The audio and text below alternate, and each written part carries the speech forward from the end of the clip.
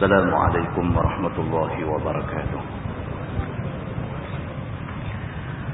الحمد لله رب العالمين وبه نستعين. أشهد أن لا إله إلا الله وحده لا شريك له، وأشهد أن سيدنا محمدا عبده ورسوله، ونصلي ونسلم على هذا النبي الكريم سيد المرسلين وعلى آله وصحبه أجمعين. أما بعد، أيها المؤمنون اتقوا الله، أوصيكم وإياي بتقوى الله، فقد فاز المتقون. Muslimin dan muslimat, mudah-mudahan dirahmati Allah Subhanahu wa taala. Di dalam sebuah hadis riwayat daripada Aisyah radhiyallahu anha, kata dia, sami'tu an-nabiy sallallahu alaihi wasallam wa huwa mustanidun ilayya yaqul,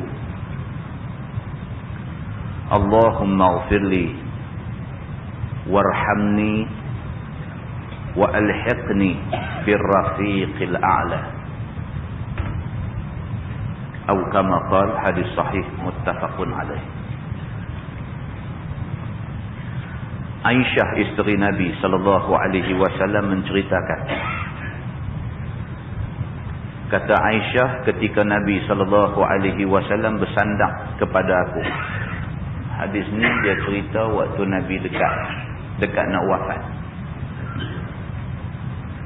Waktu Nabi sallallahu alaihi wasallam dekat nak wafat, Nabi bangkit duduk bersandar kepada isteri dia Aisyah radhiyallahu anha. Dalam duk penat menghadapi sakaratul maut itu, Nabi bersandar dekat isteri dia. Nabi kata, Allahumma ighfirli, ya Allah ampunkan aku, warhamni, ya Allah kesianlah kepada aku, wa alhiqni birrafiqil a'la, dan Nabi kata, ya Allah pertemukanlah aku dengan kawan yang tertinggi. Hadis itu hadis sahih muttafaqun alaih. Sepakat ulama mengatakan itu hadis sahih. Muslimin dan muslimat yang dirahmati Allah sekalian, daripada hadis ni dapat kita faham bahawa Nabi kita, Nabi Muhammad sallallahu alaihi wasallam, sampai dekat nak jumpa Allah dalam keadaan tenat sakaratul maut itu, Nabi masih minta ampun pada Tuhan lagi. Nabi satu orang manusia yang tak berdosa. Nabi ni maksum, tak berdosa.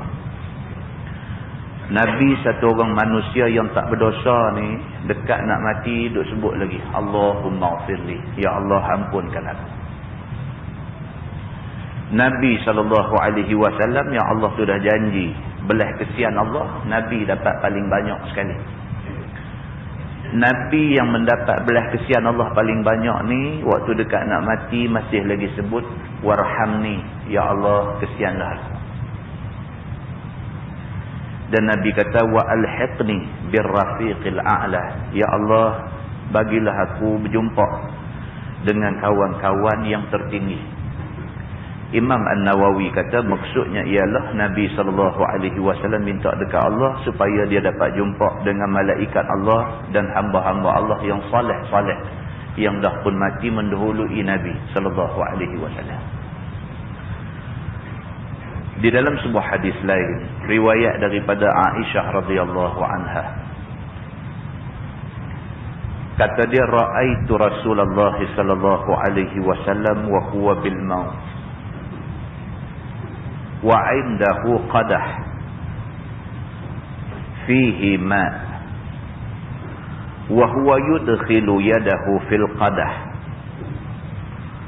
thumma yamsahu wajhahu bil ma' thumma yaqul Allahumma a'inni ala ghamaratil maut aw sakaratil maut, atau kama qala, hadis riwayat Imam At-Tirmizi. Aisyah isteri Nabi sallallahu alaihi wasallam menceritakan, kata dia waktu Nabi dekat nak mati,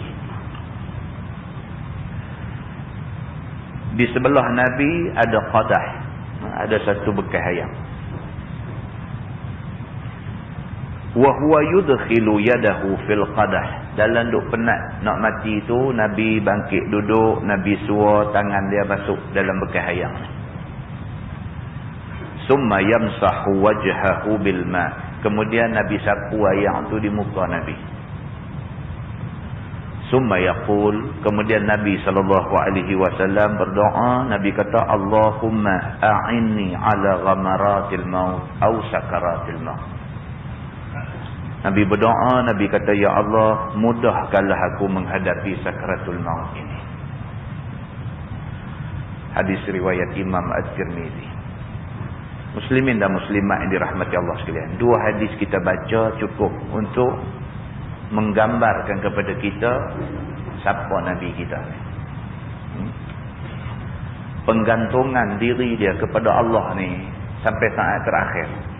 Ini yang kata Nabi ni, Nabi SAW ni dia bergantung pada Tuhan sampai saat terakhir, sampai very last moment, saat yang terakhir Nabi dengan Tuhan juga. Nabi bukan tak tahu dia Khalilullah, dia Habibullah, dia kekasih Allah. Dia bukan tak tahu. Nabi bukan tak tahu Allah Subhanahu Wa Taala akan bagi kurnia yang terbaik. Dalam banyak-banyak manusia yang ada di atas muka bumi ini, Nabi Muhammad akan menerima kurnia paling baik. Pun macam tu, Nabi SAW masih lagi bergantung kepada Allah. Sampai saat akhir nak mati duk sebut lagi, Allahumma ghfirli, ya Allah ampun aku, warhamni, ya Allah rahmatilah, bagilah kesihan belah kepada aku. Nabi minta lagi, Allahumma a'inni ala sakaratil maut, ya Allah mudahkanlah aku menghadapi sakaratul maut. Maka kalau Nabi macam tu, kita kena 1000 kali lebih daripada tu. Di dalam sebuah hadis riwayat daripada Ibni Abbas radhiyallahu anhuma, kata dia, anna Ali ibn Abi Talib radhiyallahu anhu kharaja min 'indi Rasulillah sallallahu alaihi wasallam fi waj'ihi alladhi tuwfiya fihi. Faqala an-nas, ya Aba al-Hasan, kaifa asbaha Rasulullah sallallahu alaihi wasallam? Qala, asbaha bihamdillahi bari'an. Atau kama qala, hadis sahih riwayat Al-Bukhari. Seorang sahabat yang bernama Abdullah bin Abbas, dia juga sepupu Nabi. Dia menceritakan, kata dia waktu pagi sewaktu Nabi SAW tenat dekat nak mati, Ali bin Abi Talib masuk pergi ziarah Nabi, masuk pergi tengok Nabi. Dan sewaktu Sayyidina Ali keluar daripada bilik, daripada rumah Nabi SAW, orang duk berimpun di luar. Nabi SAW pagi dia nak wafat tu, Sayyidina Ali di antara orang yang dibenarkan masuk untuk ziarah Nabi. Maksud dia orang yang cukup rapat dengan Nabi. Sayyidina Ali ni satu orang yang cukup rapat dengan Nabi. Sayyidina Ali bin Abi Talib ini sepupu anak Abu Talib, pak penakan Nabi yang bela Nabi. Sudahlah dia sepupu Nabi, Nabi pula terima dia untuk jadi menantu Nabi. Kalangan budak-budak, dia mula-mula masuk Islam. Nabi nak hijrah daripada Mekah ke Madinah, ramai sahabat yang sanggup untuk buat apa saja untuk Nabi. Tapi Nabi pilih Sayyidina Ali untuk tidur tempat tidur dia. Jadi ketika Nabi SAW sakit kuat dekat nak wafat tu, Ali dia antara orang yang masuk ziarah Nabi. Dia ziarah Nabi, dia kata fi waja'ihi allazi tuwfiya fihi, ketika Nabi dalam keadaan sakit yang membawa maut kepada Nabi. Bila dia keluar aja daripada rumah Nabi, faqalan nas, orang ramai hak duk tunggu di luar nak tunggu dengar apa jadi ke Nabi ni. Semua pakai kata dekat dia, ya Abul Hasan. Dia panggil ke dia Abul Hasan sebab dia ada anak nama Hasan, nama Husain. Jadi panggil dekat dia Abul Hasan, maksudnya bapa kepada Hasan. Bila Sayyidina Ali keluar aja daripada rumah Nabi, orang ramai sahabat-sahabat tu ada ramai ni kata, ya Abul Hasan, wahai bapa Hasan, wahai Ali, kaifa asbaha Rasulullah sallallahu alaihi wasallam. Depa kata, macam mana keadaan Nabi sallallahu alaihi wasallam? Qala, jawab Sayyidina Ali, asbaha bihamdillahi bari'an. Sayyidina Ali bin Abi Talib jawab, dia kata Rasulullah akan sembuh, akan baik dengan puji-pujian Allah Subhanahu wa taala. Dia jawab macam tu. Walaupun dia tahu, dia masuk tengok, dia tahu keadaan Nabi sangat nazak. Dia tahu. Tapi adah ziarah orang sakit ni, walau macam mana teruk pun, kita habaq kata insya-Allah dia akan baik. Dan tidak lama selepas itu Nabi SAW pun wafat. Muslimin dan muslimat yang dirahmati Allah sekalian, inilah Nabi kita, Nabi Muhammad SAW, satu orang manusia yang bergantung hanya kepada Allah Subhanahu wa taala. Mudah-mudahan kita boleh ambil contoh daripada Nabi kita, Nabi Muhammad SAW, insya-Allah. Kita menggunakan Baharul Mazi jilid 17.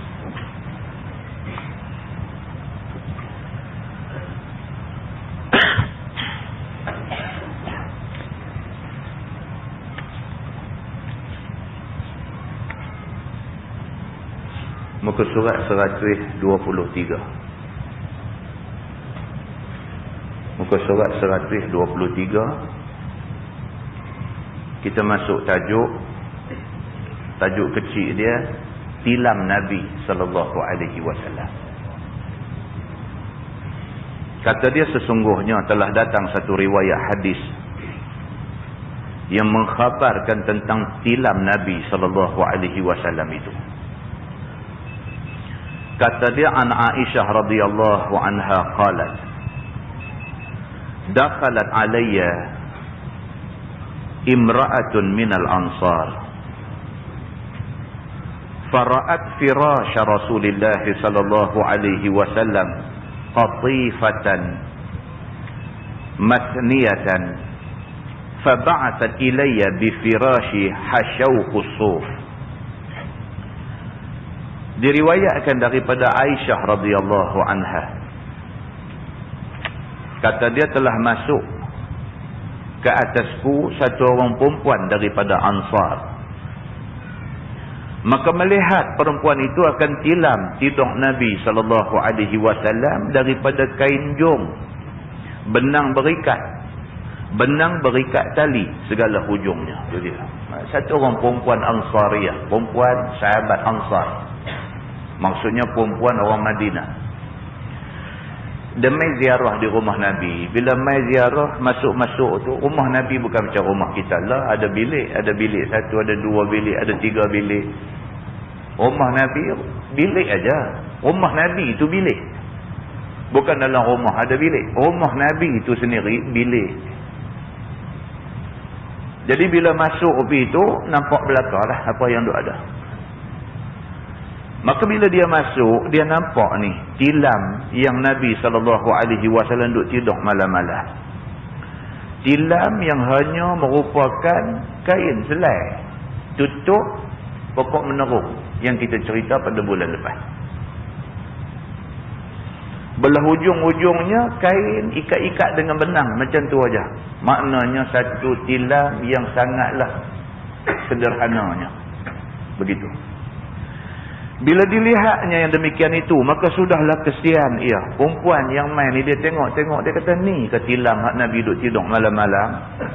Maka dia jatuh kesian. Apabila keluar pulang ke rumahnya, maka ia pun kirim kepada aku, yakni kepada Aisyah radhiyallahu anha, tilam yang berisi di dalamnya bulu. Bukan tak ada tilam elok, tapi Nabi ini tak mampu nak beli tilam elok. Nabi ni satu manusia yang dia sendiri tak simpan duit. Ada duit tolong orang. Bukan tak ada, masa tu ada tilam yang lebih elok ni ada. Tilam yang dalamnya bukan sahaja kabu, bahkan dalam dia bulu-bulu lembut. Ada, tapi Nabi tak sampai tangan nak beli. Maka perempuan ni, sahabat Ansar ini, bila dia tengok keadaan tilam Nabi macam tu, dia pun balik, dia orang ada duit sikit, dia beli tilam yang isi dalam dia ni bulu-bulu ni. Dia beli tilam ni, dia kirim pergi ke rumah Sayyidatina Aisyah radhiyallahu anha. Kata Aisyah, dan aku terima kirimannya itu. Aisyah pun bila mai bagi, terima kasihlah. Ambil, dibubuh dalam rumah elok-elok. Maka kata dia, fadakhala alayya Rasulullah sallallahu alaihi wasallam. Faqala, ma hadha ya Aisyah?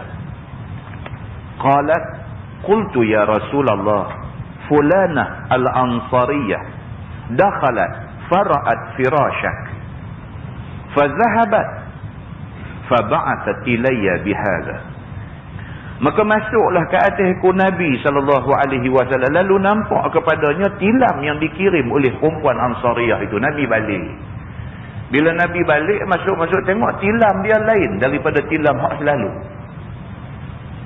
Bila Nabi tengok aja tilam tu, maka bertanya Nabi SAW, sabda Nabi, apa ini ya Aisyah? Nabi kata, ni apa ni? Siapa punya? Siapa bagi? Maka kata Siti Aisyah, jawab aku, ya Rasulullah, si Anu, satu orang perempuan bangsa Ansar, telah masuk ke rumah kita tadi. Maka nampak kepadanya hamparan yang tuan hamba guna sebagai tempat tidur itu. Kemudian pergi dia daripada sini, tiba-tiba sudahlah dikirimnya kepada hamba dengan ini tilam, yang isi di dalamnya ialah bulu. Dia kata. Aisyah pun habaq betul lah. Tadi ada satu perempuan Ansar, dia main rumah kita, dia nampak tilam yang kita duk guna tidur ni, dia tanyalah, lepas tu dia balik, dia kirim main, dia hadiah dekat kita benda ni. Bila didengar oleh Nabi SAW akan kata Aisyah yang demikian itu, maka lalu Nabi pun menyahutnya, faqala raddihi ya Aisyah, fa wallahi law syi'tu la ajrallahu ma'i jibal az-zahabi wal fiddah. Maka sabda Nabi SAW, pulangkan dan kembalikan tilam yang dikirim oleh perempuan itu, wahai Aisyah. Nabi kata, pergi bagi balik ke dia. Nabi kata, ni tilam ni hak dia bagi mai ke kita ni, tilam ni raddihi ya Aisyah, tolong pergi bagi balik ke dia. Nabi kata, maka tiada aku berkehendak mata benda dunia ini. Maka demi Allah, jikalau aku nak, nescaya Tuhan jadikan bagiku gunung-gunung tanah dan batu itu menjadi emas dan perak. Nabi kata, bukan masalahnya aku mau aku tak mau, bukan masalah aku tak boleh dapat benda ni. Masalahnya kalau aku mau, tu bukit tu Allah boleh bagi jadi emas dengan perak dekat aku. Aku tak mau, Nabi kata. Bukan masalah aku tak boleh dapat benda ni. Kalau aku minta, Tuhan bagi. Bahkan bukit tu Tuhan pernah offer dekat aku. Tuhan pernah tawang dekat aku. Wahai Muhammad, kalau hang mau bukit Uhud hak ada depan mata hang ni, aku ubah bagi jadi emas, bagi jadi perak. Nabi kata tak mau. Kalau bukit Tuhan boleh bagi jadi emas, boleh jadi perak, bagi mai kat aku, apa tilam bulu ni? Maka Nabi SAW kata, wahai Aisyah, raddihi, bagi balik ke dia. Kalau sekiranya aku nak, nescaya Tuhan bagi jadi kepada aku gunung, tanah dan batu tu menjadi emas dan perak. Tetapi tiada aku mau, kerana mata benda dunia ini tiada kekal ia. Nabi kata, aku tak mau. Benda ni bukan kekal. Benda ni bukan boleh bawa pergi akhirat esok. Kata dia, oleh itu lebih baik aku menuntut dan aku mencari yang kekal selama-lama bagiku. Nabi kata, aku nak benda yang kekal. Benda yang tak kekal, aku tak mahu. Nabi kata. Maka iaitu, yang kekal itu ialah amal ibadah kerana Allah subhanahu wa ta'ala. Nabi kata, itu yang penting. Maka telah meriwayatkan hadis ini oleh Al-Baihaqi. Masalah, dia kata, makan lebih daripada bersedekah, itulah yang dipuji oleh syarak kita. Apa maksud dia? Tuan-tuan ni, cuba baca sekali lagi. Makan lebih daripada bersedekah, itulah yang dipuji oleh syarak kita. Bukannya bersedekah lebih daripada makan. Nak kata lagu mana? Maksud dia ni, dia kata makan lebih daripada bersedekah, itulah yang dipuji oleh syarak. Maksudnya, sedekah dulu. Lebihan daripada sedekah tu kita makan. Tu maksud dia. Makan lebih daripada sedekah, dia kata. Bukan sedekah 5 kilo, makan 10 kilo. Maksud yang kata makan lebih daripada bersedekah tu, maksudnya lebihan daripada sedekah. Kalau kita ada benda, bagi sedekah dulu ke orang. Hak lebih tu kita makan. Itu bagus, dia kata. Jangan makan dulu. Hak mana tak habis baru bagi ke orang. Ini tajuk dia macam ni. Dia kata dah lebih-lebih daripada barang yang tiada berguna pada diri sendiri, baru bagi ke orang. Ni tak bagus. Kita dah tak upaya daya dah, tak habis dah, baru bagi ke orang. Hak kita tak mau dah, baru bagi ke orang. Tu tak bagus, dia kata. Kita bagi dulu ke orang, hak balance tu hak kita. Dia kata, itu bagus dalam agama. Maka seperti yang banyak berlaku kepada orang-orang. Dia kata kebanyakan orang, lagu hak dia kata tadilah, makan dah taklah makan dah, perut nak meletup dah, baru pergi bagi ke orang. Yang ni tak. Ni kalau tak bagi pun basi punya pun pergi bagi. Tugu-tu. Itu banyak berlaku pada orang-orang. Dia kata. Pasal apa? Pasal kita memang kok mana pun orang putih kata selfish. Kita kira kita dulu. Lepas tu baru kira orang. Islam pula tak. Dia kata kira orang dulu. Tentu pernah dengar cerita sahabat-sahabat Nabi yang syahid dalam medan perang. Dalam keadaan cedera parah tu duk minta ayam. Bila orang main nak bagi ayam ke dia, telinga dia dengar hak sebelah dia sebut ayam juga. Dia kata bagi kat kawan tu. Yang dia kata hang pun nak ayam juga, tak apalah bagi kat kawan tu dulu. Pi ke kawan tu pula, kawan tu pun nak minum, dengar sebelah lagi pula hak cedera teruk juga dia sebut ayam. Dia kata bagi kat kawan tu dulu. Last sekali semua mati, tak ada minum ayam. Sampai nak mati dah, utamakan kawan lagi. Muslimin dan muslimat yang dirahmati Allah sekalian, inilah benda-benda yang kita baca boleh, kita dengar boleh, kita nak buat susah. Kita nak buat cukup susah benda ni. Bukan senang ni nak buat macam mana yang Nabi, macam mana yang sahabat-sahabat Nabi buat ni, bukan senang. Begitu. Dia kata apabila berlebih daripadanya, maka bersedekahlah ia. Kebanyakan orang lagu tu, bila dah lebih, baru sedekah. Dia kata ataupun tidak berguna kepadanya, maka diberikannya kepada orang lain. Kalau benda tu dah tak berguna dah, baru bagi ke orang. Itu kebanyakan orang tu buat lagu tu, dia kata. Maka perbuatan yang demikian itu, sungguh pun dapat pahala, tetapi tiada lebih daripada diberikan kepada orang lain. Dapat pahala. Kita bagi ke orang ni kok mana pun dapat pahala. Tapi tak sebesar pahala orang yang bagi dulu ke orang hak lebih baru dia guna. Pahala tak sama, dia kata. Begitu. Maka perbuatan yang demikian itu sungguh pun dapat pahala, tetapi tiada lebih daripada pahala bersedekah yang elok, dia kata. Dan belum jadi lebih, jadi sisa. Jadi hak jadi sisa ni baru nak bagi ke orang, itu tak bagus. Maka bersedekahkan makanan atau lainnya yang belum jadi sisa, itulah sebenar-benar perbuatan dan amalan yang berkelebihan, dia kata. Maka yang demikian itulah diperbuat oleh Nabi SAW. Maka ikut dan tirulah semacam perbuatan Nabi, sebagaimana yang tersebut di dalam hadis yang dikeluarkan oleh Imam At-Tirmizi.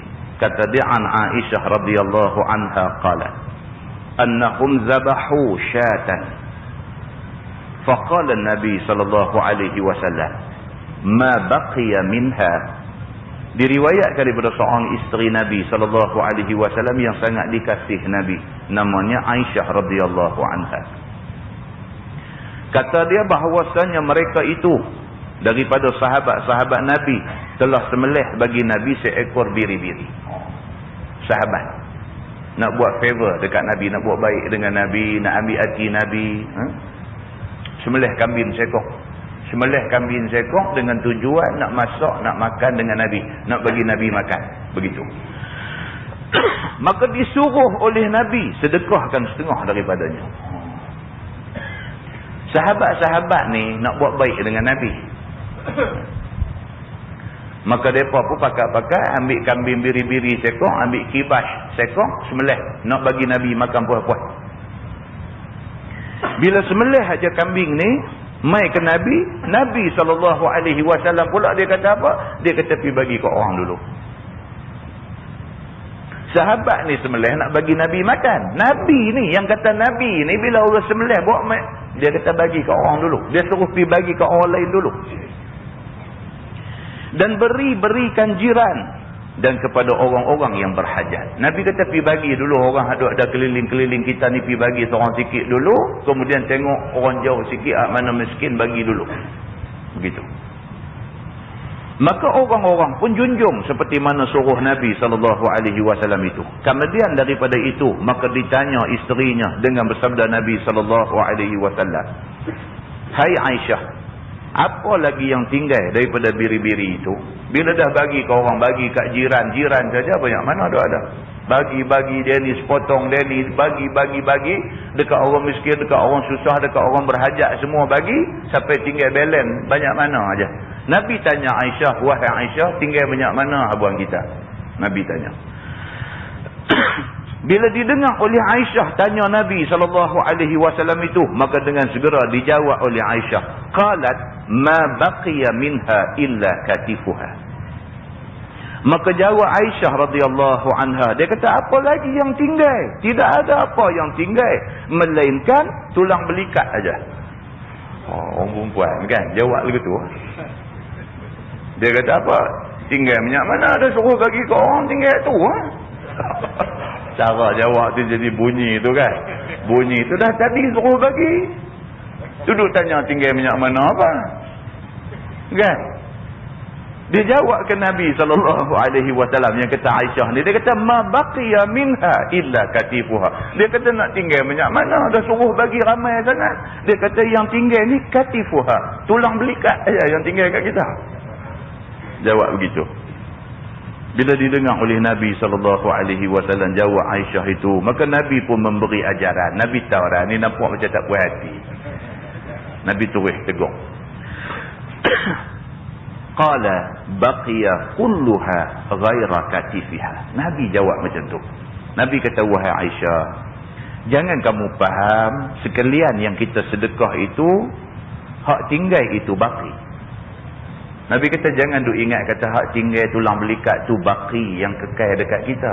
Nabi kata bukan macam tu. Nabi kata kerana yang disedekahkan itu kekal di sisi Allah untuk kita. Dan yang sebenar-benar fana dan habis dan binasa itu ialah tulang belikat yang kamu faham sebagai baki itu. Nabi kata hak kita bagi tu tinggal kat kita. Hak tu lah pahala yang kita nak buat pi masa mati esok ni. Hak tinggal kat kita, hang duk kata tinggal tulang belikat. Hak ni dia kata benda binasa. Dia kata. Hak tu tak ada pahala apa. Hak tu kita makan. No, hak kita bagi ke orang, no, hak tu boleh pahala. Pahala tu yang tinggal kat kita. Pahala tu lah yang kita nak dapat di hari akhirat esok. Hak tu yang kekal. Dia kata. Hak kita makan ni habis. Makan masuk dalam perut habis.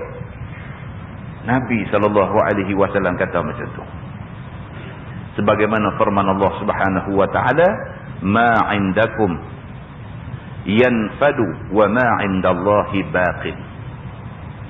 Barang yang di sisi kamu itu binasa dan barang yang di sisi Allah itu kekal. Tuhan kata macam tu. Muslimin dan muslimat yang dirahmati Allah. Kita punya pemikiran macam Aisyah lah. Kita punya pemikiran kan. Bila kita bagi ke orang ni kita rasa luar. luak barang kita ni, luak bagi korang. Hak kita duk kepui simpan tu kita duk rasa hak kita. Dah, Nabi kata hak kita simpan tu, hak tu binasa, tak jadi pahala kat kita. Tapi hak kita sedekah, hak kita derma, hak kita tolong orang, hak tu yang kekal dengan kita. Masuk kubur esok, hak tu rupa-rupanya yang dinilai oleh Allah sebagai sesuatu yang kekal untuk kita. Kata At-Tirmizi, ini hadis sahih. Kita masuk tajuk baru, dia kata bab ma kana Rasul alaihi salatu wassalam alaihi minat taqlil minat dunia. Iaitu bab yang menyatakan hadis yang membicarakan barang yang ada Nabi SAW daripada sedikitkan dunia. Ini pula dia nak bawa main hadis yang nak cerita kepada kita bahawa Nabi SAW dengan dunia ni, Nabi ambil ala qadar saja. Ketahuilah saudaraku, dengan beberapa hadis yang diriwayatkan oleh muhaddisin, maka dapat tahu kita akan khabar Nabi SAW dan isteri-isteri dan sahabat-sahabatnya. Dia kata ni lagi hadis yang kita nak baca ni bukan sahaja dia cerita pasal Nabi, bahkan dia nak cerita pasal isteri-isteri Nabi, bahkan dia nak cerita pasal sahabat-sahabat Nabi. Macam mana mereka ni dengan dunia, tara mana mereka ni. Semuanya tidak membanyak-banyakkan dunia. Semua, baik Nabi, baik isteri-isteri Nabi, baik sahabat-sahabat Nabi, dunia ni ambil sekadar untuk nak hidup aja. Bahkan dunia ni digunakan untuk akhirat. Begitu. Maka sehingga makan minum mereka itu pun ada jumpa selalu tidak dimasak dengan api. Makan minum mereka ni jarang-jarang nak jumpa mereka makan dan mereka minum benda yang dimasak dengan api.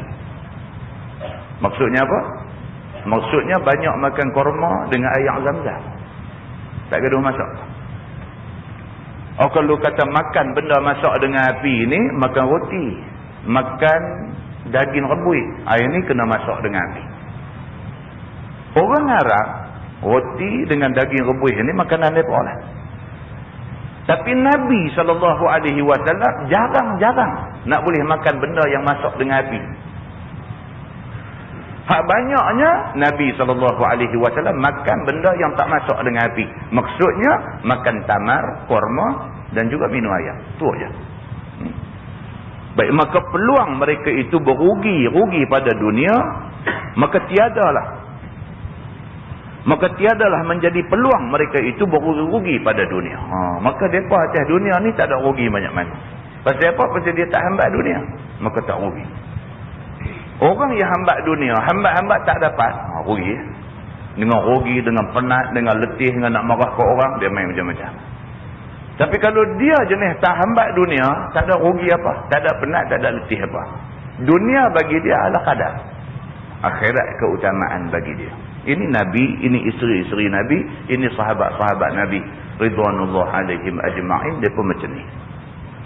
Maka mengerahkan sedap makan dan sedap minum dan sedap tempat tidur dan juga tempat duduk yang jadi sia-sia peluang semuanya itu tiada berfaedah bagi akhirat, bahkan menjadi bala pula kepada yang bersedap-sedap itu.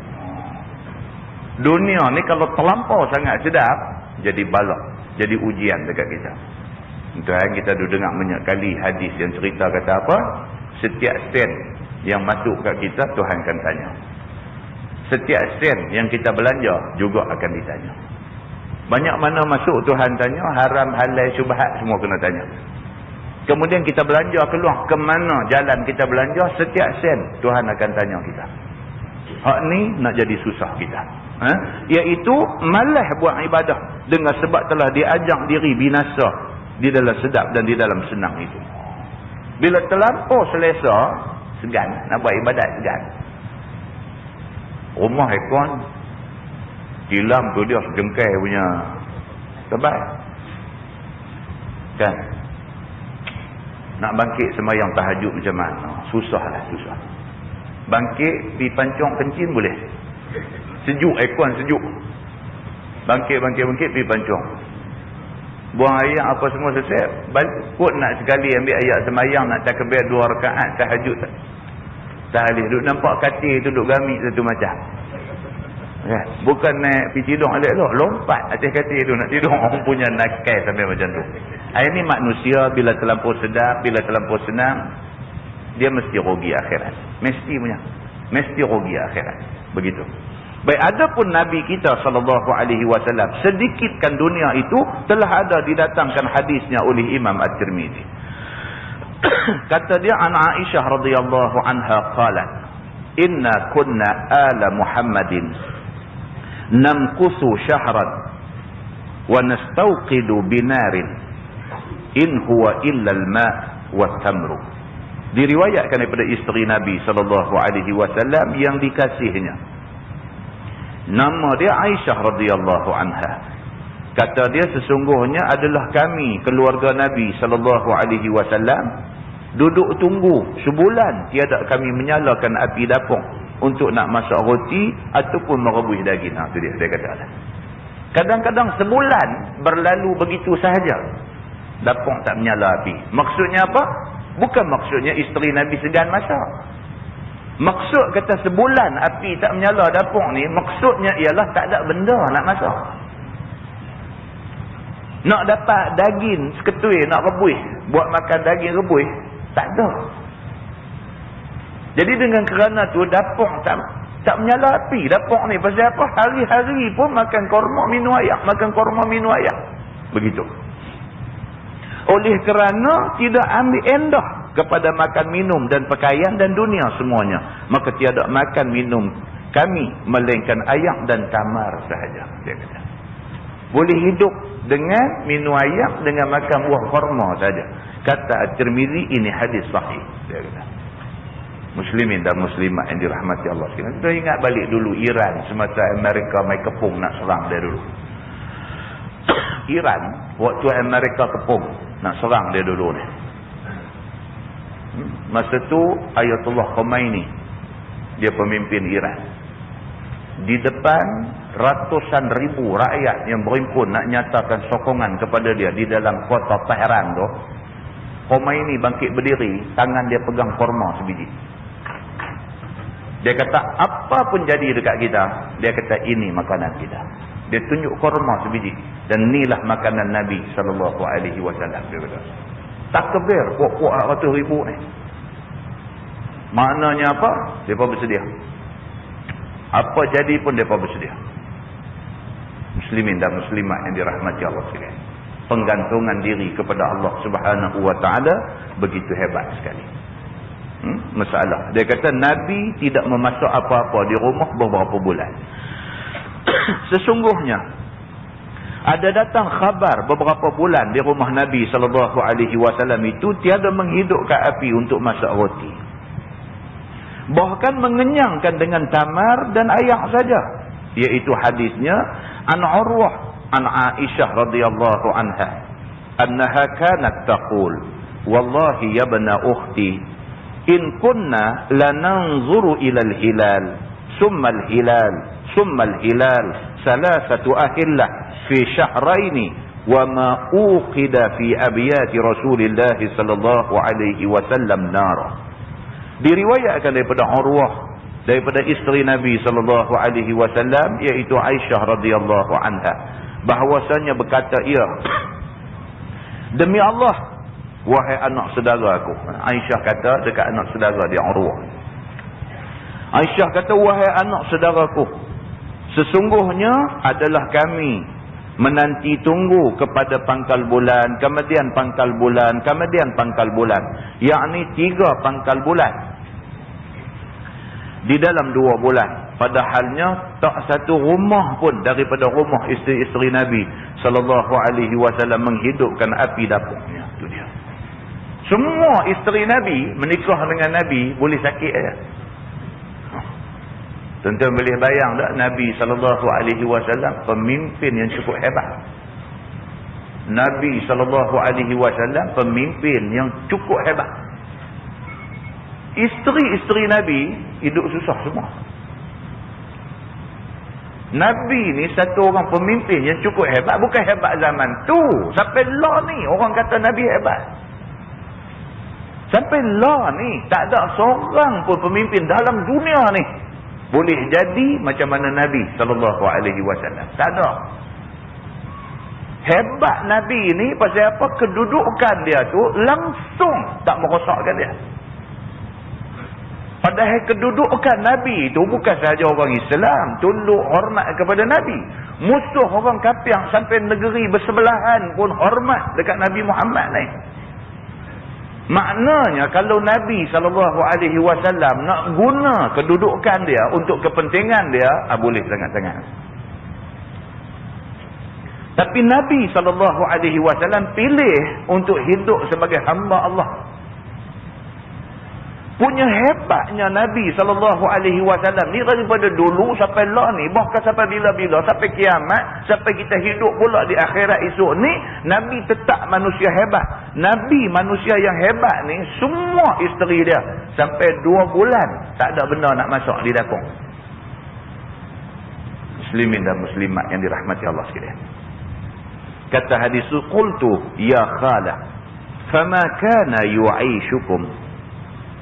Qalat al-aswadani at-tamru wal-ma' illa annahu qad kana li Rasulillah sallallahu alaihi wasallam jiranun min al-ansar wa kanat lahum manabigh fakanu yursiluna ila Rasulillah sallallahu alaihi wasallam min albaniha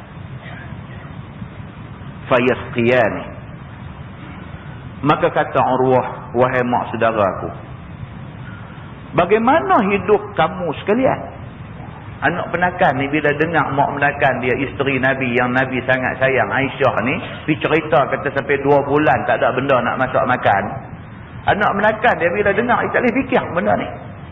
Dia kata dekat Aisyah, dia kata, wahai mak saudaraku, dia kata, macam mana kamu hidup? Dia kata kalau sekiranya sampai 2 bulan tak ada benda nak masak.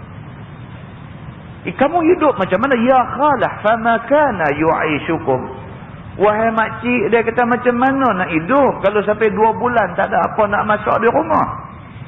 Macam hari ni lah, budak-budak hari ni, kalau kita cerita kat dia zaman susah, orang tua-tua dulu, kita boleh fikir.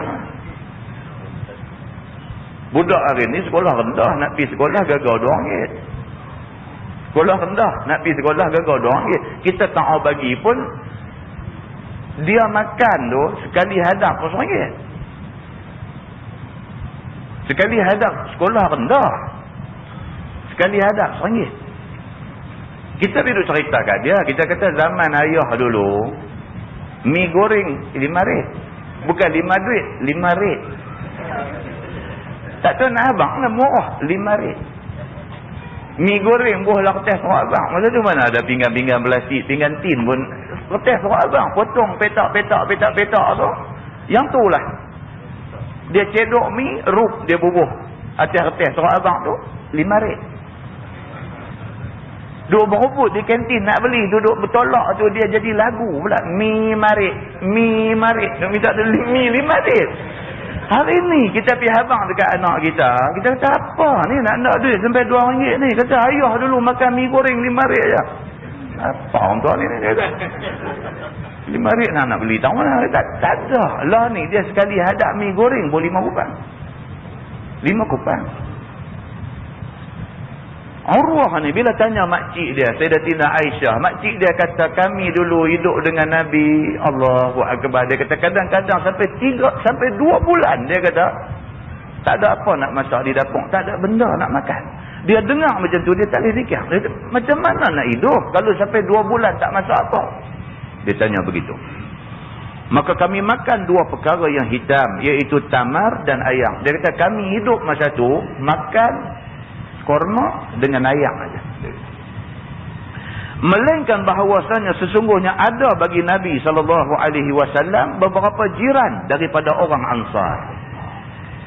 Kalau nak boleh makan sedap sikit pun, jiran tolong. Dia kata dan ada bagi mereka itu unta ataupun biri-biri yang boleh dapat minum susu daripadanya. Kalau nak boleh sedap sikit pun, dia kata jiran mai bagi susu unta ataupun susu kambing. Mai bagi untuk kami makan. Maka adalah mereka itu kirim kepada Nabi SAW susu-susunya, maka diberinya minum akan kami dengan dia. Dan telah meriwayatkan hadis ini oleh Imam Al-Bukhari dan Muslim. Dia kata hadis sahih. Kadang-kadang harap jiran aja, jiran mai hantar susu kambing, jiran mai hantar susu unta, itulah sedap sikit. Kamu kalau tidak, kira pakai makan kurma dengan yang sejuk saja. Begitu. Tajuk baru, dia kata bab asyada'idul lati asabaha Rasulullah sallallahu alaihi wasallam. Iaitu bab pada menyatakan bala yang kena Nabi sallallahu alaihi wasallam. Ini pula dia nak cerita tentang bala ujian yang kena ke Nabi. Sesungguhnya Nabi kita itu mendapat bala, yakni mendapat ujian yang tiada seorang mendapat bala sepertinya. Kalau orang hari ni tidur dabik dada, abang dia kena uji teruk, saya ceritalah. Sebab Nabi SAW lagi tak tahu berapa kali lebih teruk daripada orang hari ni kena. Nabi itu sendiri kena lagi teruk. Iaitu di antara ujian yang kena Nabi ialah lapang perut. Dan mau dibunuh orang pada masa Nabi duduk di Mekah. Bukan sahaja ujian lapang. Ni kita duk baca ni sampai 2 bulan. Rumah tak masak apa ni. Ujian lapang. Bukan sahaja ujian lapang. Orang nak bunuh. Tuan-tuan boleh bayang tak kalau polis cari kita?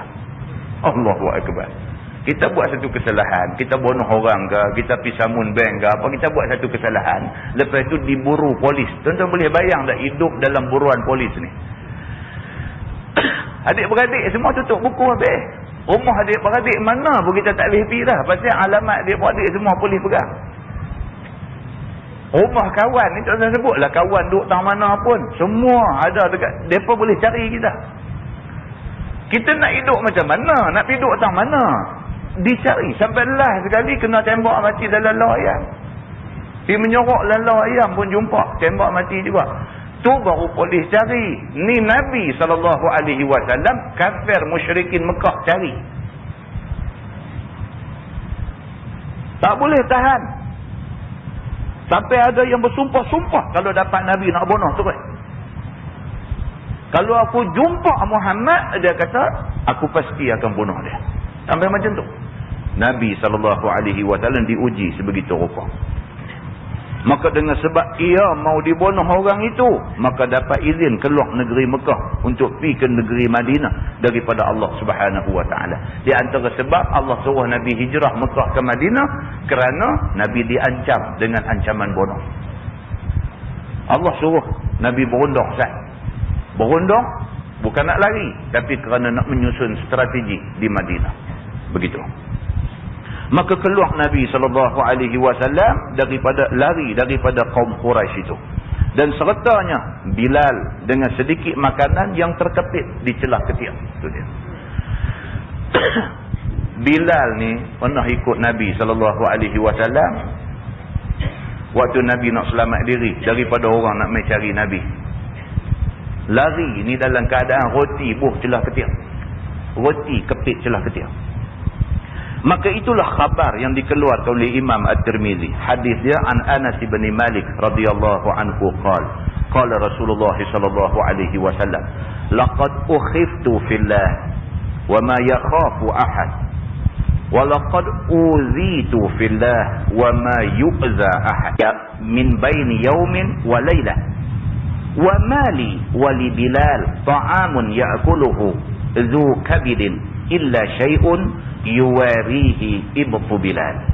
Diriwayatkan daripada seorang sahabat Nabi SAW lagi khadamnya. Nama dia Anas bin Malik radhiyallahu anhu. Ini orang selalu sebut Anas bin Malik, dia sebut sahabat dan khadam Nabi. 10 tahun. Satu riwayat kata 9 tahun.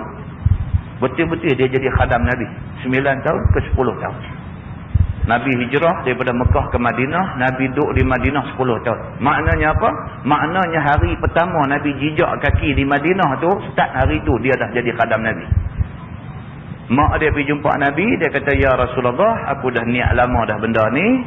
Aku nak tunggu hang sampai saja. Sampai saja anak aku nak pergi jadi khadam kamu ya Rasulullah. Nabi kata, aku tak perlu khadam.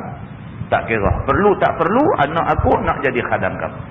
Terus start daripada tu, sign kontrak. Terus sampai hari Nabi wafat, Anas bin Malik menjadi khadam Nabi. Nabi masuk masjid, kasut Nabi dia bungkus simpan. Nabi nak keluar, dia keluar dulu. Dia buka kasut letak di kaki Nabi. Tuan-tuan bayang berapa banyak pahala Allah sediakan kepada Anas bin Malik radhiyallahu anhu. Dia kata dia ni seorang sahabat Nabi lagi khadam Nabi, iaitu Anas bin Malik radhiyallahu anhu.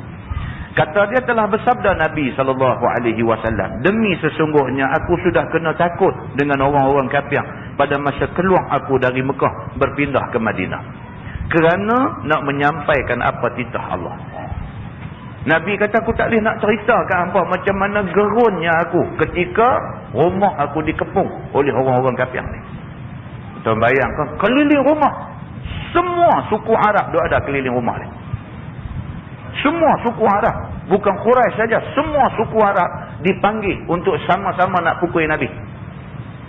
Mereka dah pakat dah. Tak boleh. Satu suku aja, satu puak saja buat. Tak boleh. Takut saat ni, bila Nabi dah dibunuh, satu puak saja dituduh. Tak boleh.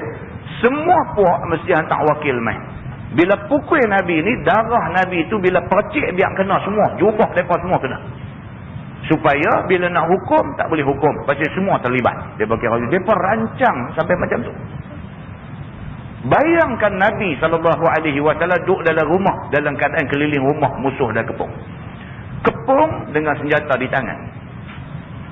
Nabi kata tak ada manusia yang ditakutkan seperti mana aku ditakutkan pada waktu itu. Kerana semata-mata menyampaikan apa titah Allah. Aku kena kepung, kena buat macam tu semata-mata kerana aku sampaikan perintah Allah. Bukan mereka nak main pukul aku kerana aku samun duit mereka. Bukan mereka main nak pukul aku, nak bunuh aku kerana aku ada buat benda tak elok kepada keluarga mereka.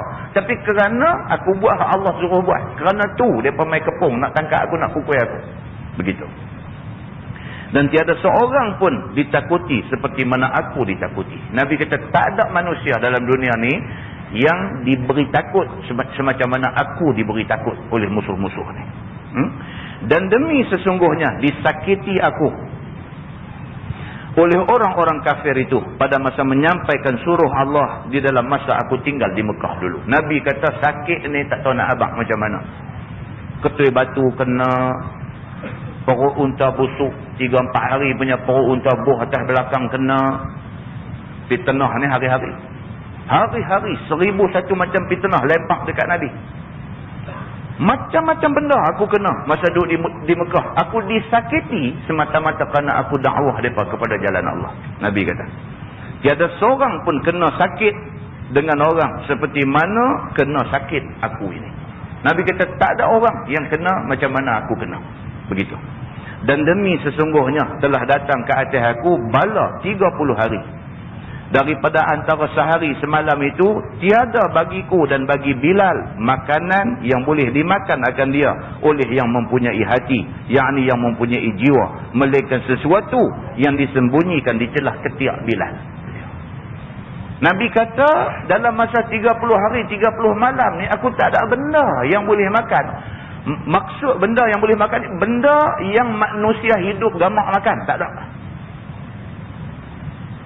Benda yang manusia gamak makan, tak ada. Nabi kata 30 hari 30 malam tak ada makanan yang manusia gamak makan. Yang ada ni roti yang bila duk kepit celah ketiak dia. Tak lalu makan lah. Makna kata hak ada tu makanan yang tak lalu makan. Cuba pergi apa keadaan depan tu, kembang apa kat, beli bagi kawan kepit celah ketiak sat, ambil bola mulut semua tak mah. Bukan 30 hari punya duk kepit orang ketiak, ambil dia bubur sat ya, bagi saja tak mau dah. Bagi saja tak mau dah. Duk tahu dah duk lah suruh peluh meleleh. Tak mau dah. Itu sebab Nabi kata 30 hari 30 malam, Nabi kata makanan hak duk ada ni makanan yang manusia tak gamak nak makan. Itulah roti hak dikepit oleh Bilal ni. Hak tu aja ada. Kalau nak makan pun yang tu, kalau tidak tak sah. Kata At-Tirmizi ini hadis hasan lagi gharib. Masalah dia kata Nabi mensedikitkan dunia. Sesungguhnya tidaklah Nabi SAW itu sengaja sedikitkan dunia dan tidak hirau akan kesedapannya.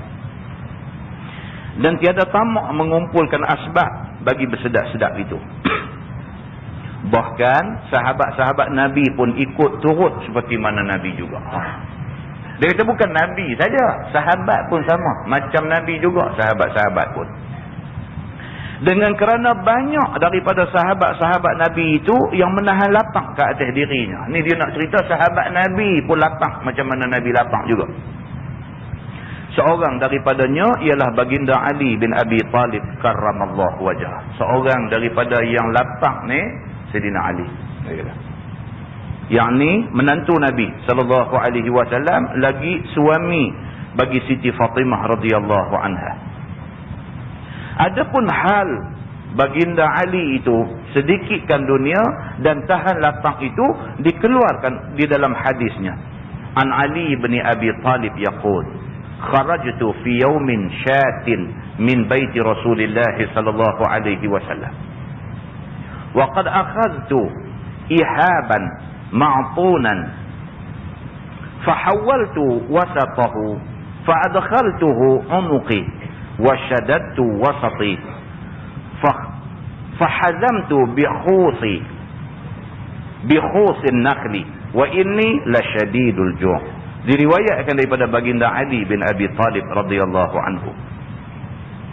Kata dia, keluar aku satu hari, yakni hari yang sangat sejuk dalam musim dingin dan juga musim hujan, daripada rumah Nabi SAW. Kalau sejuk-sejuk sungguh. Dia kata satu hari musim tu musim sejuk. Dia kata aku keluar daripada rumah Nabi kerana aku ada tinggal sama-sama dengan Nabi, laki isteri anak beranak aku. Sayyidina Ali dia duduk dengan Nabi. Sayyidina Ali dia menikah dengan Fatimah anak Nabi dan dia duduk di dalam rumah Nabi SAW. Anak-anak pun duduk dengan Tok Wan dengan Nabi SAW.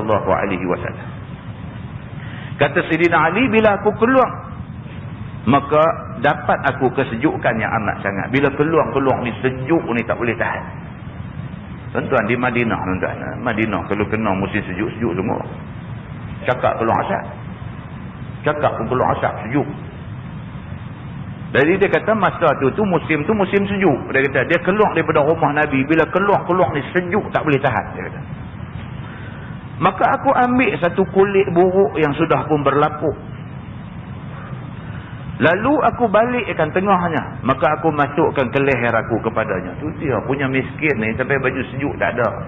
Keluar terlampau sejuk tak boleh tahan. Tengok ada kulit kambing satu duduk sidai di luar tu. Dia pun ambil. Dia kata dia serlum kulit kambing tu pakai.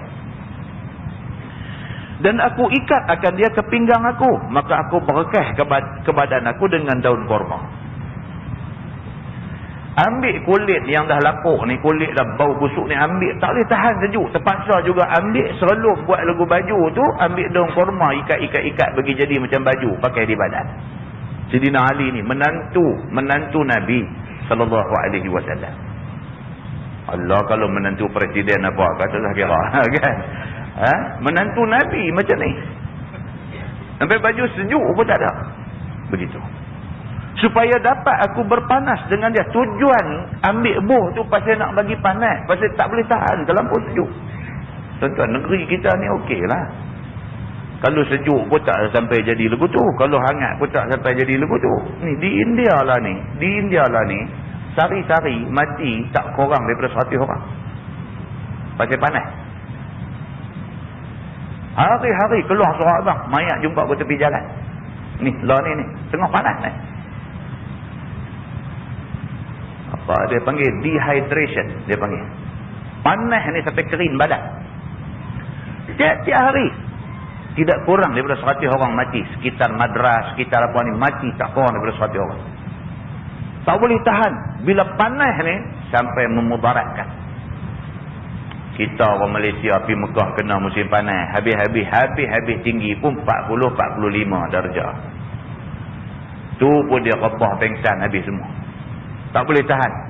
Masuk hospital drip air. Tak boleh tahan, panas. Dia mai sampai 55 sampai 60 memang boleh mati. Memang boleh mati. Sayyidina Ali bin Abi Talib keluar musim sejuk. Tak boleh tahan sejuk. Sampai kulit kambing busuk pun dia ambil, dia sanggup pakai. Pasal apa? Pasal tak boleh tahan sejuk. Supaya dapat aku berpanas dengan kulit kambing itu. Dan sesungguhnya aku pada masa itu sangatlah lapar. Ni cerita pasal sejuk, tak ada baju nak pakai, ni satu pasal. Lapar pula satu pasal lagi. Kata Sayyidina Ali. Kata, walau kana fi baiti Rasulillah sallallahu alaihi wasallam ta'amun la ta'imtu minhu. Dan jikalaulah sekiranya dalam rumah Nabi sallallahu alaihi wasallam ada makanan, maka tentulah aku makan daripadanya. Dia nak abang kata apa? Tak ada makanan dalam rumah Nabi. Dia baru keluar daripada rumah Nabi, keluar tu dalam keadaan cukup lapar. Pasal apa? Pasal tak ada benda nak makan dalam rumah Nabi. Kalau dalam rumah Nabi ada makanan, dia kata aku dah makan dah. Aku taklah lapar macam ni. Nak habaq katanya, dalam rumah Nabi tak ada makanan nak makan. Begitu. Maka dengan sebab kosong rumah Nabi daripada makanan itu, maka lapaklah semua kami yang ada di dalam rumah Nabi SAW sekaliannya. Maka kami semua lapak belakalah.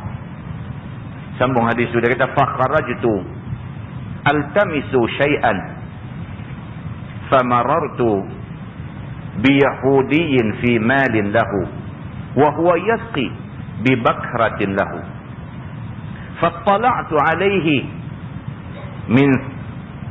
min samatin fil haid. Bila aku rasa perut aku sangat lapar, maka keluar aku ke tepi-tepi negeri Madinah itu mencari apa satu yang boleh aku makan.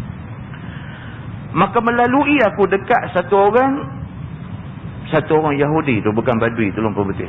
Dalam hadis tu dia kata famarartu bi yahudiyan, Yahudi, bukan Badui. Maka melalui aku dekat seorang Yahudi di dalam hartanya, iaitu di dalam kebun yang berpagang dengan kota tanah ataupun batu. Padahalnya Yahudi itu sedang juruh kebunnya dan tanam-tanamannya dengan timba baginya. Itu dia. Sayyidina Ali keluar daripada rumah Nabi, sejuk dah sepatah dah, ambil kulit kambing pakai. Berkahlah kulit tu dengan daun kurma. Lepas tu perut pula lapang ni tak tahu nak cerita. Jadi dalam duk jalan, duk lapang tu, lalu satu kebun kepunyaan satu orang Yahudi. Kebetulan masa Sayyidina Ali sampai tu, Yahudi ni tengah duk juruh pokok-pokok dia. Begitu. Maka aku pandang kepadanya dari celah-celah lubang yang pecah pada pagarnya itu. Sayyidina Ali pun pergi hendak tengok ke celah-celah pagar ni, nampak Yahudi itu duduk juruh pokok. Maka ia pun lalu tegur aku. Yahudi itu tegur. Faqala ma laka ya a'rabi? Hal laka fi kulli dalwin bitamra? Qultu na'am. Faftahil bab hatta adkhula. Fafataha. Maka kata ia, kenapa engkau wahai Arabi, Yahudi ni? Dia nampak Sayyidina Ali duduk hendak ke pagar tu, dia pun tanya lah, yang ni apa duduk hendak ada hutang kan? Kan? Apa hal ni? Main duduk hendak duduk buat tengok satu macam, apa hal? Dia kata, adakah mau kamu ambil upah? Dia kata, nak main cari kerja kan? Nak main cari kerja kan? Kalau nak cari kerja, aku boleh bagi upah. Dia kata, agar boleh aku beri kamu pada tiap-tiap satu timba yang kamu naikkan ayak dia dengan upahnya sebiji kurma. Kalau hang mau, dia kata, tolong main juruh pokok aku. Satu timba boleh cedok, bawa main juruh pokok, aku bayar sebiji buah kurma. Mau kan? Maka jawab Sayyidina Ali, bahkan, aku mau seperti mana kata kamu itu. Sayyidina Ali kata, boleh. Boleh, tak ada masalah. Maka bukalah akan pintu kebun kamu ini, supaya boleh aku masuk dan aku kerjakannya. Dia kata, buka pintu, masuk, mai aku boleh ambil upah, tolong cedok ayak, mai jurus pokok korma ni. No problem, aku boleh buat kerja ni. Bila didengar oleh Yahudi itu akan sahut Sayyidina Ali yang demikian, maka ia pun lalu membuka pintu kebunnya itu. Kata Sayyidina Ali, fadakhaltu fa'a'tani dalwahu fakullama naza'tu dalwan a'tani tamrah hatta idham tala'at kaffi arsaltu dalwah wa qultu hasbi. Maka masuklah aku, yakni Sayyidina Ali, ke dalam kebun Yahudi itu. Lalu diberikannya kepada aku akan timba itu, supaya aku karau air di dalam telaganya. Karau, dia tulis di situ. Karau lah.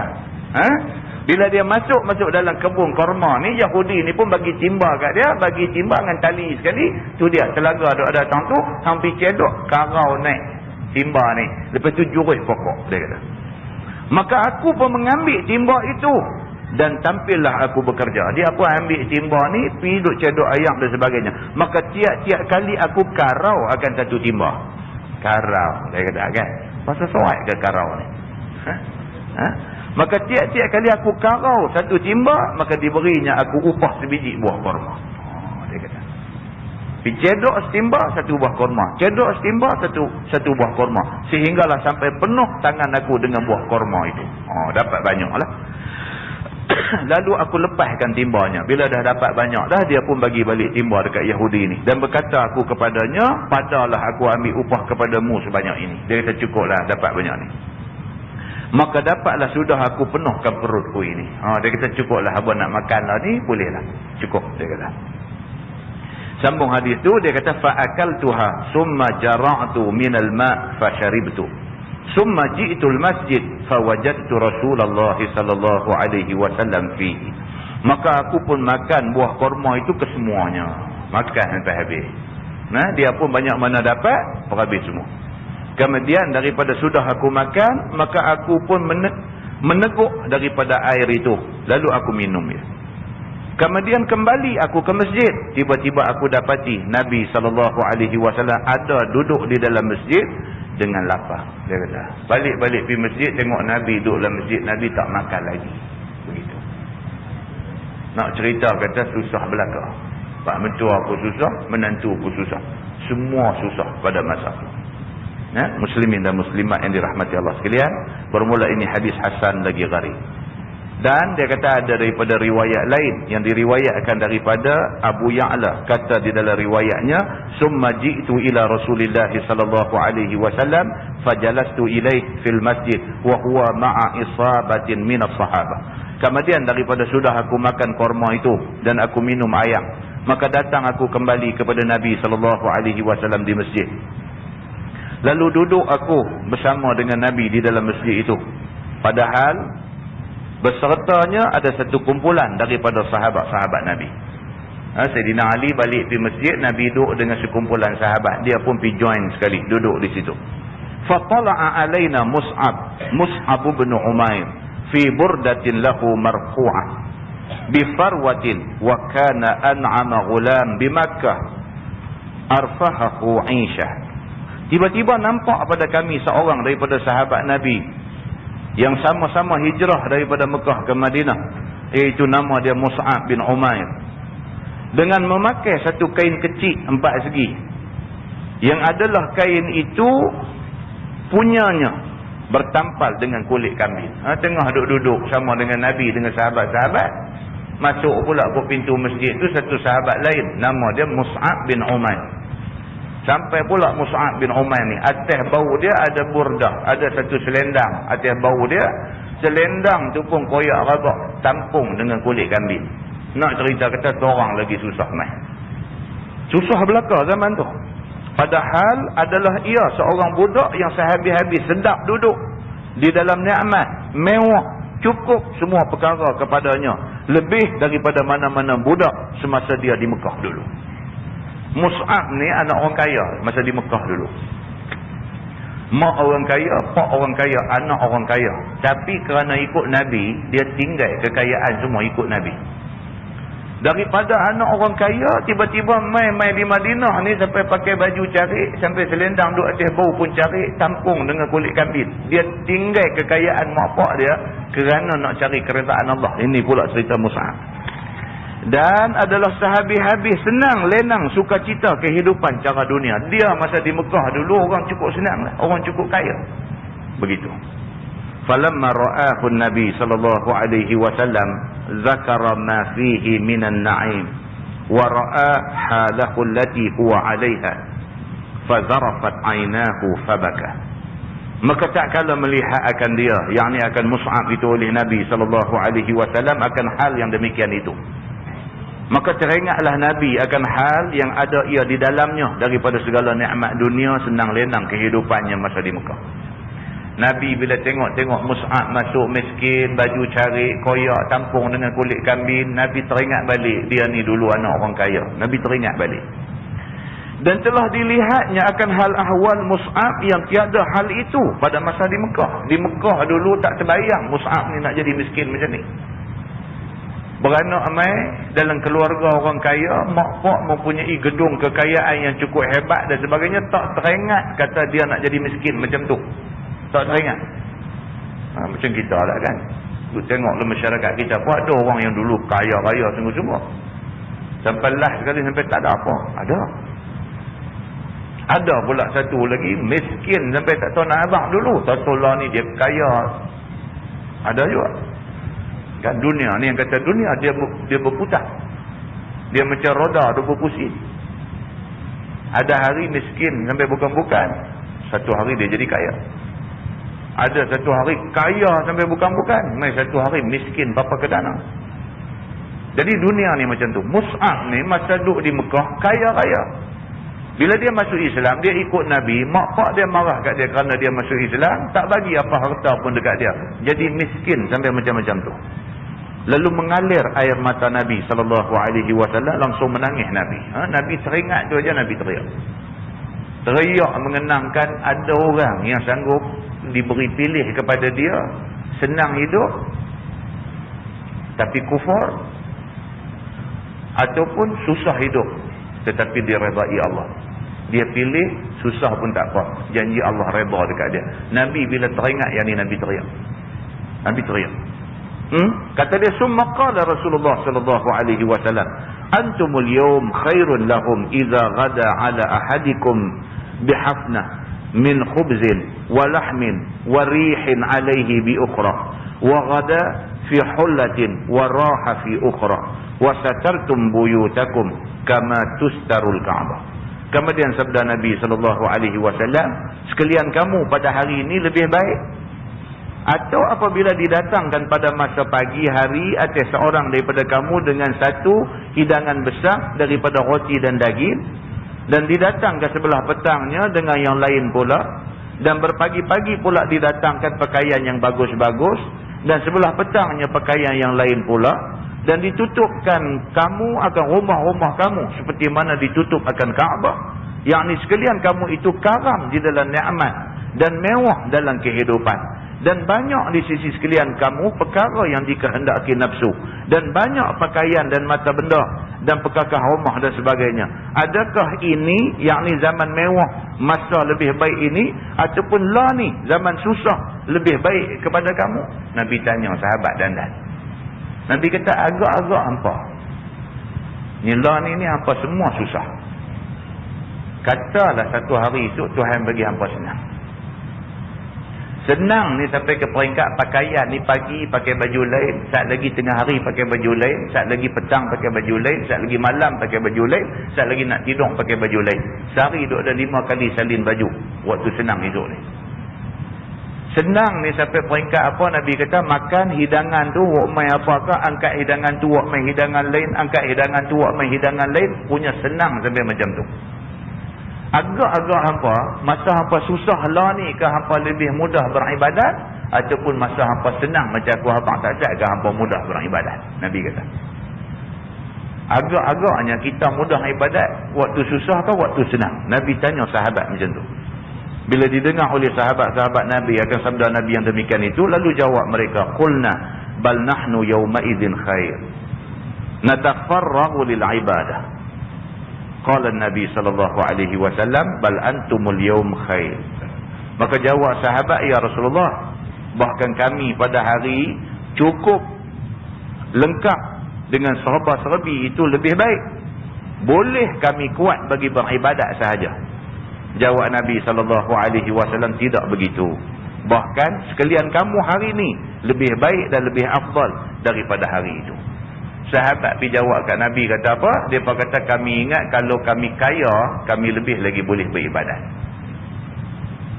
Kalau kami kaya, kami lebih lagi boleh kuat ibadat pada Tuhan.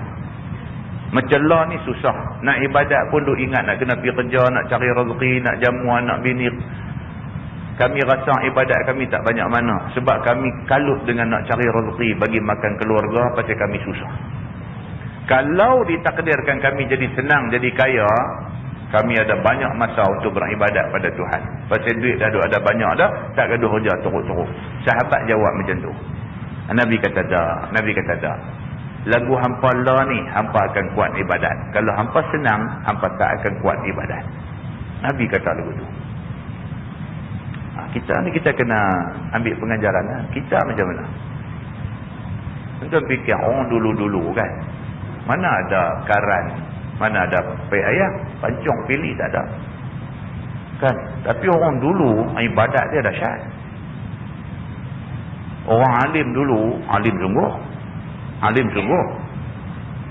Walhal bangkit pukul 2, pukul 3 pagi nak sembahyang tahajud, kena turun pergi ke tanah tu, pergi ke telaga tu, cendok ayam telaga, ambil ayam sembahyang.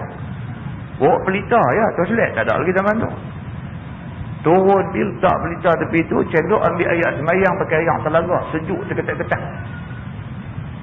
Naik balik pun bawa pelita tu naik atas rumah, sembahyang tengah rumah tu, baca Quran pakai pelita ya, pakai api pelita ya, duk baca Quran. Tu pun orang dulu buat. Kita lah ni mana ada susah macam tu? Mana ada susah macam tu? Dengan lampu, dengan kemudahan ni, facilities ni, tak tahu nak abang dah pancong apa semua, selalu saya duk buat contoh apa. Kita jaga celik mata ya. Tengok dalam pancong tu getah abang ambil ayat semayang duk juntai ke tu. Duk nampak. Tengok teringat, bukan tak teringat kalau mayang bagus. Kalau semayang bagus tu lena balik.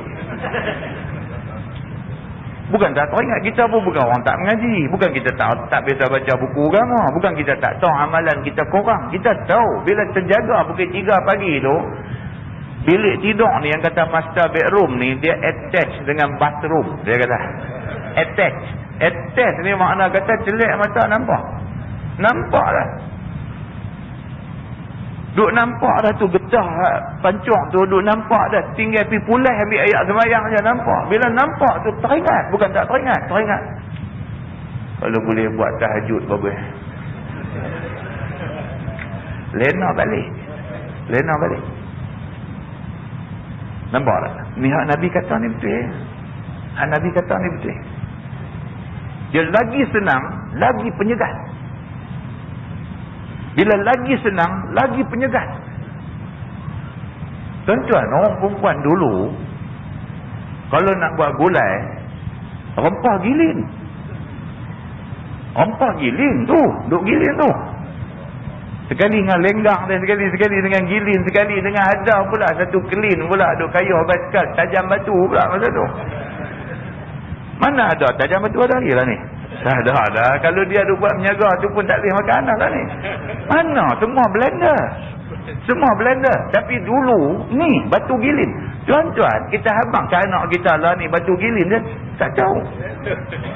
Dia tak tahu batu gilin apa. Gagah kat dia tahu ni lesung tu aja tumbuk sampai tu. Hak tu ada lagi lah ni. Tak ada. Nak buat gulai, nak makan tengah hari, nak makan malam aja, nak buat gulai tu kena gilin tu, nak kena tajam batu, nak kena apa. Tu pun orang perempuan dulu masak, hari-hari makan masak. Lah ni mana ada giling-giling apa, dah semua blend semua brum. Tu pun beli kedai. Okey, nak kata apa? Dia bila lagi mudah, dia lagi penyegas. Sampai laki ni terpaksa kata, ya akulah teringat nak makan masakan hang. Dia kata, abang saya bukan tak mau masak. Dia kata, beli dengan masak abang saya, abang ke abang sisir. Dia kata, belanja masak lagi mahal. Dia kata, kan. Pandai alasan dia bagi kan. Kita pun dengar, oh mahal lagi kan. Mahal abang. Dia kata, kita pun tak mutu pergi beli. Kan. Segan nak masak.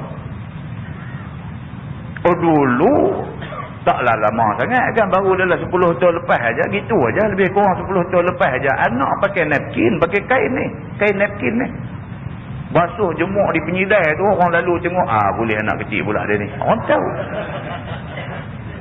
Lah mana ada siapa duk sidai napkin dah? Tak ada. Semua pampers pakai buang. Semua pampers pakai buang. Tak ada dah. Nak basuh napkin tu pun segan lah. Kita kata jimat lah sikit. Nak beli pampers ni pun bukan murah-murah punya benda. Pakailah kain-kain napkin ni. Dia kata lah, abang dia kata beli napkin tu mahal lagi. Mahal juga yang tu pun. Pampers lah murah abang dia kata. Dia segan nak basuh napkin tu. Dia abang kata murah. Demikian halnya dengan ibadat. Sama juga lah. Kalau dulu nak kena turun cucuh pelita, turun tangga-tangga kayu, deketak-ketak turun nak pergi cari telaga belakang rumah tu. Nak cedok, nak karau, timba tu naik apa semua, nak ambil air sembahyang, bukan kata benda mudah, bukan kata benda senang. Tapi orang dulu ibadat cukup kuat. Ibadat cukup kuat. Sembahyang sunat dengan baca Quran dengan apa. Dia cerita dah dulu, Masjid Tikam Batu dulu ada satu orang tua, dia kata, dia ni sampai umur 80 lebih baru dia meninggal. Sampai umur 80 lebih, mata kelabu dah, dia buat buluh sendai di biji mata tu, baca Quran lagi. Mati pun lama dah lah. Spek-spek mata ni zaman tu nak beli mahal sangat lah. Tapi nak baca Quran juga, dia ambil buluh tu, dia buh di biji mata ni. Dia buh di biji mata tu bagi terang juga, baca Quran juga. Hari tu bila mereka pergi nak simpan mayat, nak simpan mayat sebelah kubur dia. Tengok-tengok hamba Allah, sahabat yang korek liang ni, tengok mayat tak reput. Orang tua ni cerita tak reput Ustaz, dia kata. Bukan mayat tak reput, dengan kain-kain kapan tak reput. Lama dah meninggal. Jadi bila dia begitu terkejut dah Tok Siak apa hadu kerja korek liang ni, dia tahulah kubur mana lama, kubur mana baru, dia tahulah. Seingat-ingat dia pun berapa puluh tahun dah duduk korek liang. Seingat-ingat dia kubur tu lama sangat dah. Siapa? Tanya orang tua-tua situ. Tanya-tanya, mereka tahulah kubur siapa-siapa. Baru pakat duk siasat balik siapa dia ni. Umur dah 80 lebih, mata kelabu dah, tengok Quran. Dia ambil buluh, dia sendai di biji mata tu, dia baca lagi. Allah pelihara jasad dia. Orang dulu. Lah tuan-tuan, cukup mudah punya, buka lampu apa semua nak baca, cukup mudah. Tak baca. Kita terus kata ke orang lah, kita kata kat kita ni, kita seminggu berapa kali kita baca Quran. Orang yang jadi guru Quran, betul lah. Pasal apa? Pasal dia hari-hari dia mengajar budak baca Quran, dia baca Quran. Orang tak jadi guru Quran ni, seminggu berapa kali betul-betul pegang Quran, buka baca, berapa kali. Tak terbuat. Bukan kita tak tahu pahala ni. Nabi SAW kata likulli harfin, tiap-tiap satu huruf tu Allah bagi 10 pahala. Nabi kata alif lam mim, itu bukan satu huruf, tetapi alif itu satu huruf, lam itu satu huruf, mim itu satu huruf. Baru baca alif lam mim, Allah bagi 30 hasanah, 30 pahala. Belum baca sampai 2-3 muka lagi. Belum baca satu. Belum lagi. Berapa banyak pahala Allah bagi. Baca alif lam mim sahaja pun tak buat. Pasal apa? Ni hak Nabi kata ni. Manusia bila dia lagi senang, dia lagi balok nak buat ibadat. Bila dia lagi senang, dia lagi tak larat nak buat ibadat. Maka Nabi SAW tanya sahabat dia, agak-agak hampa kalaulah Allah takdirkan hampa jadi senang esok ni. Pakaian pun sehari salin sampai 5 kali. Makanan pun dah habis makan nasi. Orang angkat pergi bawa mai lagu apa. Dessert. Apa dia panggil pula bawa mai. Habis yang tu bawa mai es krim pula satu cawan. Habis dia bawa mai tak berhenti. Kalaulah hampa hidup zaman tu agak-agak ibadat hampa kuat tak? Sahabat ni duk ingat bila dah senang ibadat lagi lah kuat. Dah, Nabi kata, hampa senang lagi hampa tak buat ibadat. Lagu la ni bagus dah, Nabi kata. Tak usah duk teringin nak jadi senang sangat. Muslimin dan muslimat yang dirahmati Allah sekalian. Kemudian dia kata masalah sahabat Nabi kena kelaparan. Wallahu a'lam. Kita akan baca kemudian. Sahabat Nabi juga adalah terdiri daripada golongan yang sangatlah susah diuji dengan bala ujian kelaparan. Wallahu a'lam. Dalam khutbah yang kedua ketika khatib membaca doa, kita makmum sunat ataupun tidak angkat tangan. Tidak ada hadis. Tidak ada hadis yang menyuruh angkat tangan ketika khutbah, ketika doa dalam khutbah yang kedua. Tidak ada hadis yang suruh. Yang ada hadis ni, khatib. Satu orang khatib, masa khutbah yang kedua, masa doa dia angkat tangan. Khatib angkat tangan. Kemudiannya ditegur oleh seorang sahabat lain. Sahabat ni kata dekat khatib tu, dia kata, kenapa kamu menyalahi sunnah Rasulullah sallallahu alaihi wasallam? Dia kata. Maksudnya khatib dia yang baca doa dalam khutbah kedua ni pun tak disunatkan angkat tangan. Angkat menyalahi sunnah Nabi.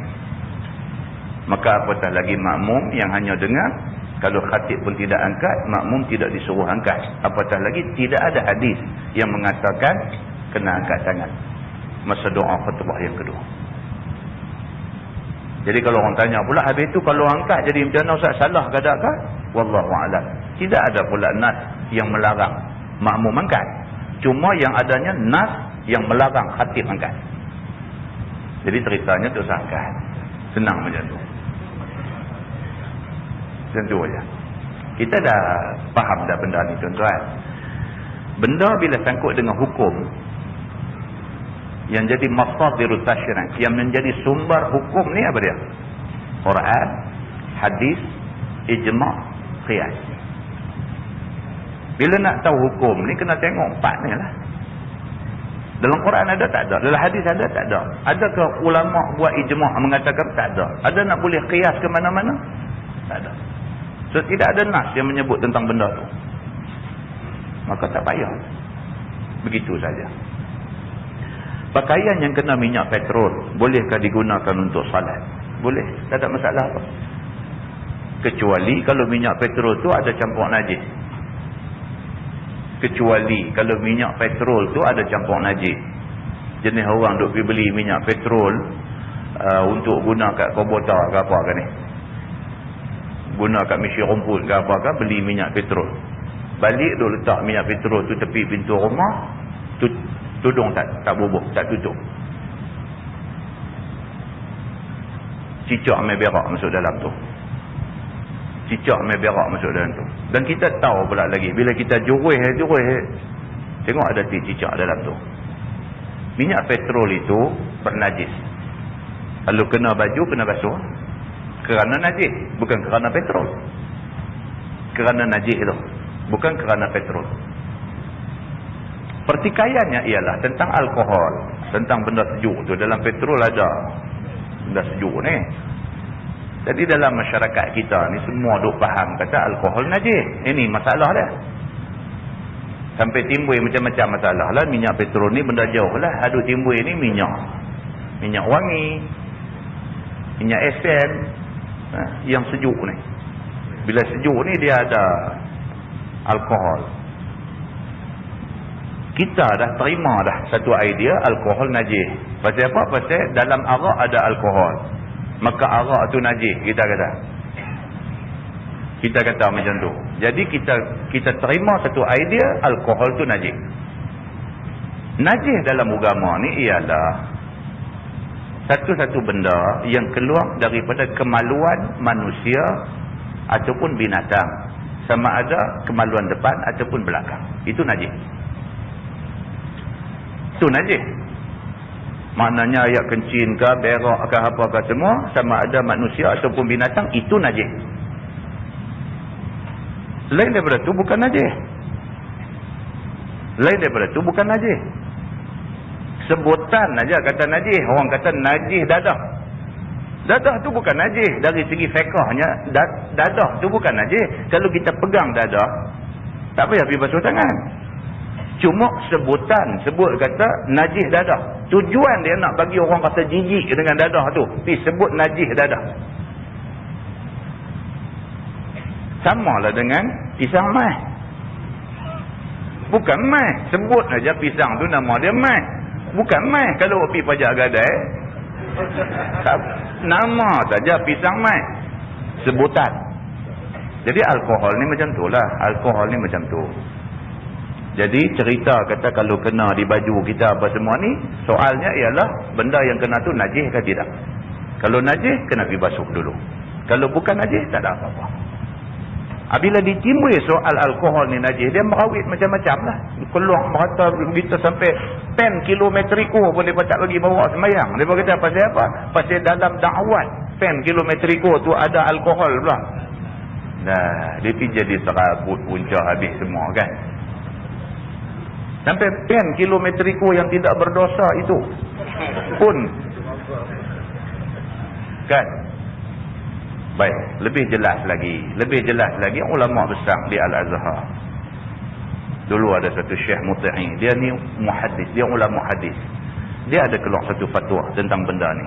Alkohol yang ada di dalam minyak wangi ini bukan najis, dia kata. Itu fatwa yang dia keluar, dia seorang muhaddis.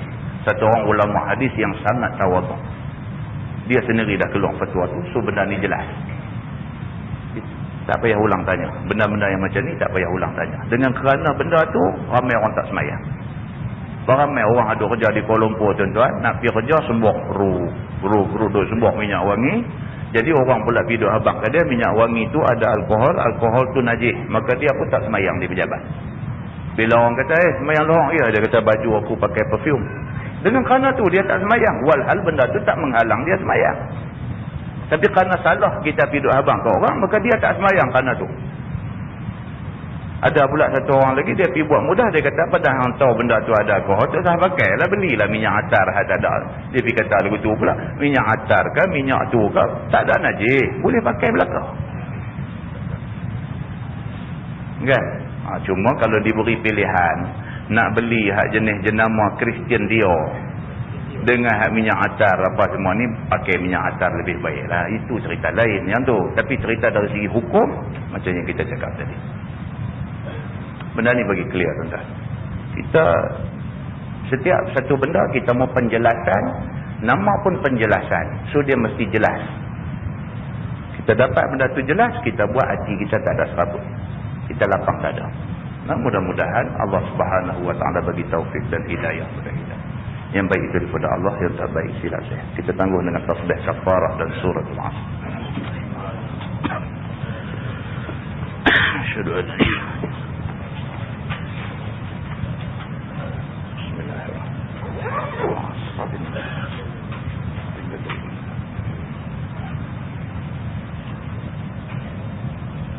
اللهم صل على محمد في الأولين والآخرين وسلم. ورضي الله تبارك وتعالى عن سادتنا أصحاب سيدنا رسول الله أجمعين. بسم الله الرحمن الرحيم. الحمد لله رب العالمين حمدا يوافي نعمه ويكافئ مزيده. يا ربنا لك الحمد كما ينبغي لجلال وجهك الكريم وعظيم سلطانك. رضينا بالله ربا وبالإسلام دينا وبمحمد نبيا ورسولا. اللهم افتح علينا فتوح العارفين وارزقنا فهم النبيين بجاه خاتم المرسلين. اللهم فقهنا في الدين وعلمنا التأويل واهدنا صراطك المستقيم. اللهم أرنا الحق حقا وارزقنا اتباعه وأرنا الباطل باطلا وارزقنا اجتنابه. اللهم اجعل جمعنا جمعا مرحوما وتفرقنا من بعده تفرقا معصوما.